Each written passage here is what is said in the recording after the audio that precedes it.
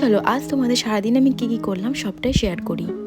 Good morning to everyone. আশা করছি তোমরা সকলেই ভীষণ ভালো আছো। সো সকালবেলা ঘুম থেকে উঠেই আমি ভালো করে ফ্রেশ হয়ে নিয়েছি, আর তারপরেই আমি এখন বেডটা ক্লিন করতে এসেছি। কারণ শীতের সময় এত বেডের মধ্যে অনেক জিনিসপত্র হয়ে যায় যেগুলো ক্লিন করতে অনেকটা সময় চলে যায়। সো ঘরটাকে দেখতেই পারছো আমি ভালো করে পরিষ্কার করে নিয়েছি।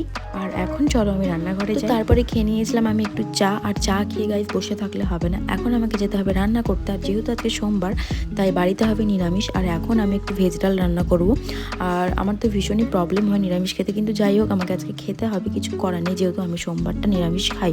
সো এখানে ভালো করে একটু মুগের ডালটাকে ভেজে নিয়েছি, আর কিছুটা সবজিও এখানে আমি দেবো, কারণ সৌরভ ভেজ ডাল খেতে ভীষণ ভালোবাসে আর আমারও খুব ভালো লাগে। আমি কিন্তু তোমাদের সাথে কোনো রেসিপি শেয়ার করছি না। সো এখানে ভালো করে প্রেশারের মধ্যে আমি সব কিছু দিয়ে দিয়েছি। এখানে 2-3টে সিটি মেরে নেবো, আর তার মধ্যে চলে এসেছিলাম একটা পার্সেল।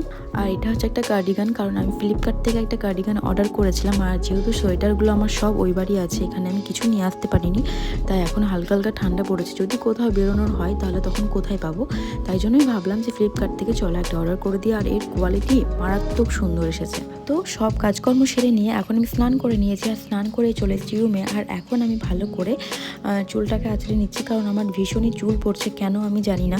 তো তারপরে তোমাদের সাথে একটু ঢং করে নিলাম, আর ঢং করতে ইচ্ছা করলো কেন তাও জানি না। তো তারপরে সৌরভ এনেছিল আমার জন্য একটা কুরকুরে, তো সেটাই বসে বসে খাচ্ছিলাম। আর এখানে আমি মিমিকে ডাকছিলাম, কারণ ও আমাকে দেখেছে আর ও কুরকুরেটা খাবে। মিমি টাটা।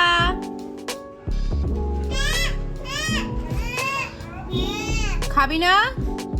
তো তারপরে দুপুরবেলা নিজের মতো একটু সময় কাটিয়ে ঘুম থেকে উঠে এখন আমি রান্নাঘরে এসেছি, কারণ একটু কফি বানাতে। কারণ সৌরভকে বলেছি যে আজকে একটু কফি খাও, কারণ প্রতিদিনই তো চা খাও, আমার খুব কফি খেতে ইচ্ছা করছে।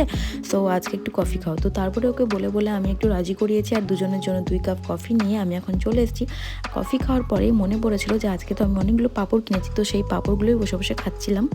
তারপর চা খেয়ে টিভি দেখতে দেখতে অনেকটা সময় চলে গেল। তারপরে আমি এখন রান্নাঘরে এসেছি আবারও, কারণ সারাদিনের মধ্যে যে কতবার রান্নাঘরে আসলাম আমি নিজেও জানি না। তো তারপরে রুটি বানাচ্ছি, এখন দেখতেই পাচ্ছ রুটির সাথে একটু তরকারিও বানিয়েছিলাম। সো চলো আজকের ভিডিওটা যদি তোমাদের ভালো লেগে থাকে অবশ্যই একটা লাইক করে দিও। দেখা হচ্ছে নেক্সট কোনো ভিডিও। ততক্ষণ তোমরা সবাই ভালো থেকো, টাটা।